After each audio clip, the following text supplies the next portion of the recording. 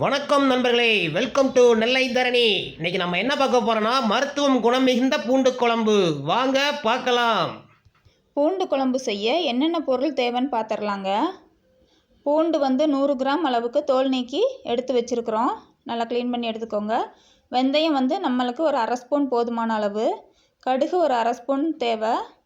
அப்புறம் மிளகாத்தூள் குழம்பு மிளகாய்த்தூள் 3 ஸ்பூன் அளவுக்கு தேவை. எண்ணெய் 3 டேபிள் ஸ்பூன் தேவை. பெரிய வெங்காயம் 2 பெரிய வெங்காயத்தை எடுத்து சின்ன சின்னதாக கட் பண்ணி வச்சுருக்குறோம். தக்காளி ஒரு தக்காளி வெட்டி வச்சுருக்குறோம். புளி ஒரு 20 கிராம் அளவுக்கு ஊற வச்சு வச்சுருக்குறோம். இப்போ நம்ம ஒரு பாத்திரத்தை அடுப்பில் வச்சுருக்குறோம். 3 டேபிள் ஸ்பூன் அளவுக்கு எண்ணெய் அதில் சேர்த்துருக்குறோம். எண்ணெய் சூடாகட்டும்.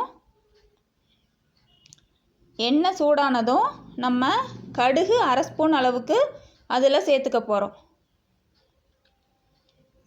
கடுகு பொரிஞ்சு வரட்டுங்க, நம்ம கொஞ்சம் வெயிட் பண்ணலாம்.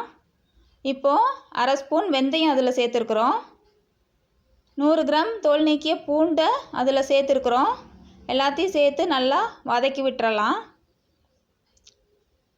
கொஞ்சம் நேரம் வதங்கட்டும்.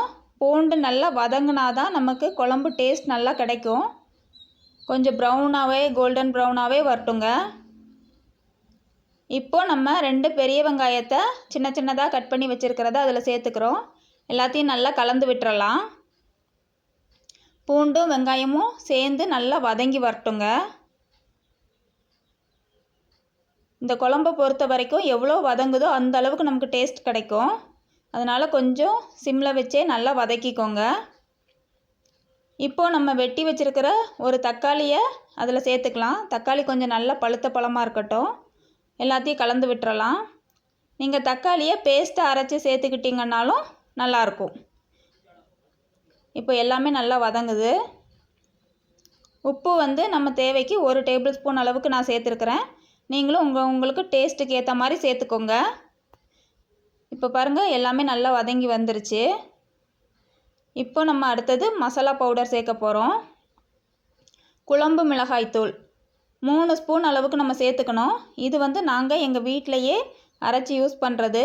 எங்கள் அம்மா எனக்கு சொல்லி கொடுத்த மெத்தடு. திருநெல்வேலி சைடில் மீன் குழம்பு, கருவாட்டு குழம்பு, வத்த குழம்பு, காரக்குழம்புன்னு எல்லாத்துக்குமே இந்த பவுடர், ஒரே பவுடர் நம்ம யூஸ் பண்ணலாம். உங்களுக்கும் தேவைன்னா சொல்லுங்கள், நான் அதை இன்னொரு வீடியோவாக எடுத்து போடுறேன். கமெண்ட் பாக்ஸில் கமெண்ட் பண்ணுங்கள். இப்போ இது எல்லாமே நல்லா வதக்கி விட்டுறலாம். மசாலாத்தூள் பச்சை வாசனை போகிற வரைக்கும் நம்ம நல்லா வதக்கணும். இப்போது லைட்டாக ஒரு அரை கிளாஸ் அளவுக்கு தண்ணி சேர்த்துக்கலாம். எல்லாமே மிக்ஸ் ஆகி கொஞ்சம் நல்லா கொதி வர்ற வரைக்கும் கொஞ்சம் வெயிட் பண்ணலாம். அப்போ தான் பூண்டு, தக்காளி, வெங்காயம் கூட நம்ம சேர்த்துருக்கிற மசாலா கலவை நல்லா கலந்து வரும். இப்போது நம்ம புளியை கரைச்சி எடுத்து வச்சுருக்கிற அந்த தண்ணியை அதில் சேர்த்துக்கிறோம். நீங்கள் அதுக்கு பதிலாக புளி பேஸ்ட் கிடைச்சாலும் சேர்த்துக்கலாம், ஒன்றும் தப்பு இல்லை. டேஸ்ட்டுக்காக தான். இப்போ எல்லாத்தையும் நல்லா கலந்து விட்டு கொதி வரட்டும். கொதிக்கிற வரைக்கும் வெயிட் பண்ணலாம். இங்கே பாருங்கள், அழகாக கொதி வந்துருச்சு. மறுபடியும் ஒரு வாட்டி கலந்து விட்டுறலாம். அவ்வளோதாங்க. இங்கே பாருங்கள், நமக்கு குழம்பு சுண்டி வருதுன்னு சொல்லுவாங்க. சுவையான சூடான மருத்துவ குணம் நிறைந்த பூண்டு குழம்பு தயார். என்ஜாய் திஸ் டே வித் நெல்லை தரணி. இந்த வீடியோ உங்களுக்கு பிடிச்சிருந்துச்சின்னா லைக் பண்ணுங்கள், ஷேர் பண்ணுங்கள், கமெண்ட் பண்ணுங்கள். நெல்லை தரணி சேனலை சப்ஸ்கிரைப் பண்ணிக்கோங்க. பக்கத்தில் இருக்க பெல் ஐக்கான் ப்ரெஸ் பண்ணிக்கோங்க. Thank you friends.